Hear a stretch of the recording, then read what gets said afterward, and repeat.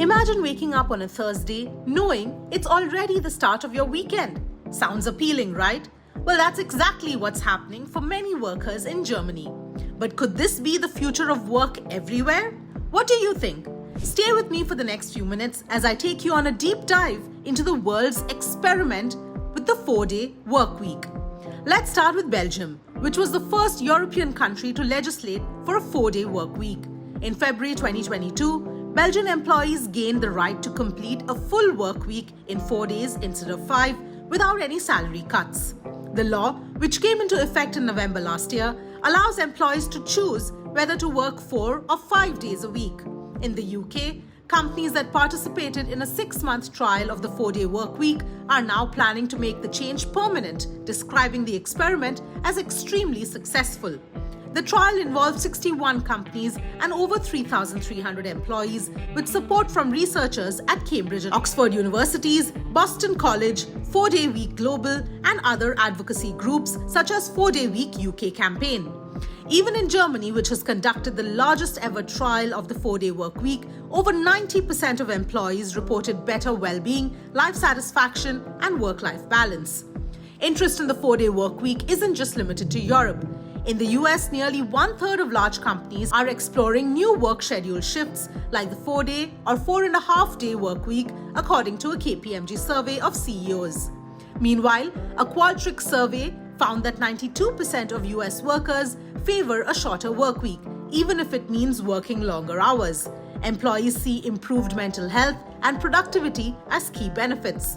In Canada, 41% of employers are considering alternative work schedules, including the 4-day work week, according to research by Indeed. Among large companies with over 500 employees, 51% said they would likely implement such a change. On the other hand, in Asia, Japan's work culture is known for being tough and intense. In 2021, the Japanese government introduced an economic policy promoting a 4-day work week, but it has been slow to catch on. According to the Ministry of Health, Labour and Welfare, only about 8% of companies allow employees to take 3 or more days off per week.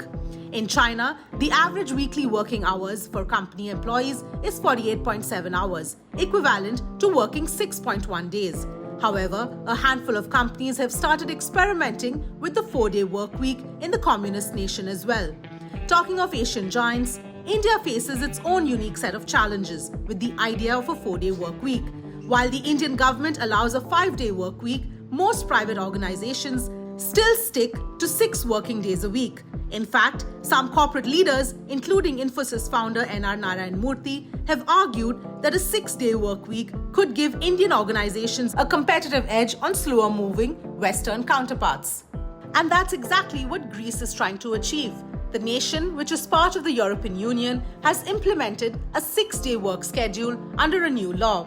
This law is voluntary for companies to adopt, with the goal of kickstarting Greece's economy as it recovers from one of Europe's worst financial crises in decades. So could a shorter work week be the future of work? Most studies have shown it could have several positive impacts in terms of employee well-being, work-life balance, and increased productivity. Shorter work weeks also bode well for the environment with lower emissions. However, compressing longer work hours into fewer days could also throw up some unexpected challenges, as reported by some studies. What's your take on this debate? Would you prefer working fewer days with longer hours or going to work 5 or 6 days a week? Share your thoughts in the comments below.